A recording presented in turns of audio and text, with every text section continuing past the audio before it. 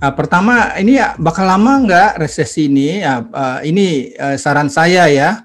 Ekonomi itu sulit gesit tanpa kredit gitu. Ya, jadi saya biasanya memantau pertumbuhan kredit ya, karena kredit itu mencerminkan paling tidak optimisme dua pihak ya. Pertama adalah perusahaan yang melihat, wah ternyata permintaan dari konsumen ini tinggi nih ya, dan saya udah produksi udah di atas kapasitas, saya mau nambah kapasitas produktif deh gitu.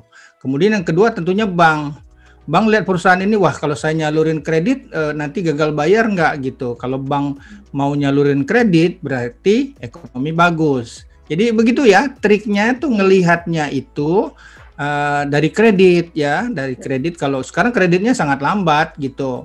Nah karena kredit lambat makanya nanti ada stimulus. Nah apa stimulus itu? Salah satunya penurunan suku bunga. Nah, ini yang nanti menjadikan ORI ya 18 nanti ya.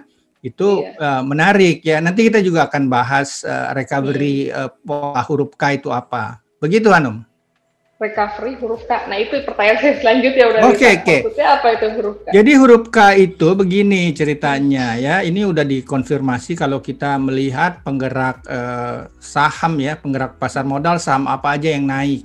Karena COVID ini memang membuat perubahan drastis ya. Jadi kalau misalnya kita lihat deh ya, kemarin juga saya udah verifikasi lagi ya, huruf K itu ada sektor yang nyungsep gitu, tapi ada yang sektor yang moncer. Jadi kayak huruf K kan? Gitu. Nah, siapa yang ke atas gitu ya?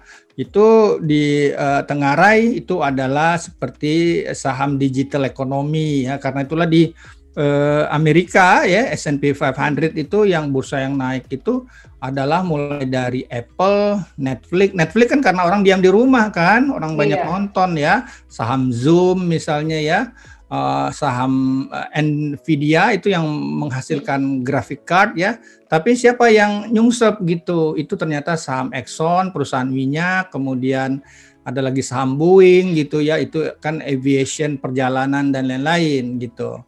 Nah, di Indonesia nanti kasusnya unik karena tidak semua perusahaan di Indonesia itu betul-betul merepresentasikan. Saham pemenang yang lain kan farmasi misalnya, atau remote workers ya, jadi teknologi informasi dan lain-lain.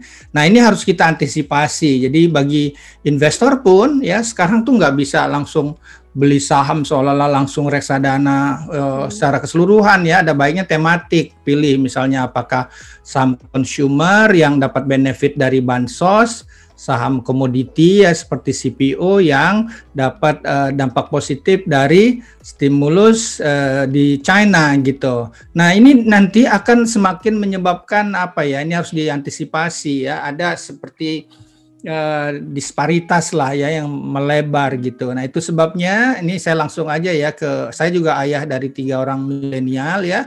Anak saya yang sulung kan pernah diwawancara kan, Raka ya gitu, yang sekarang udah kerja nih di Jerman. Dia nanya apa? Saya investasinya apa? Saya bilang ada kenyataan huruf K ini, make sure dulu nih ya bahwa bisnis di tempat dia bekerja itu strong ya, kuat, robust gitu. Nah, kalau saya lihat kan di bisnisnya keuangan nih ya, Bareksa kayaknya portalnya makin rame nih ya.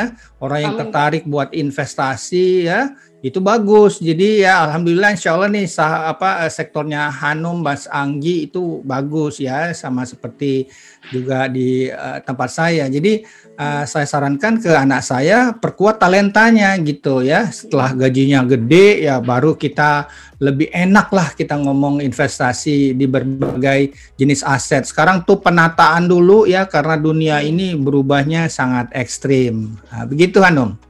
Oke, berarti dengan recovery K ini berarti ada yang naik tapi ada yang turun juga gitu ya Pak? Iya, jadi bagaimana caranya pemerintah juga harus melakukan edukasi ya ke masyarakat. Saya sendiri di Palembang nanam karet nih.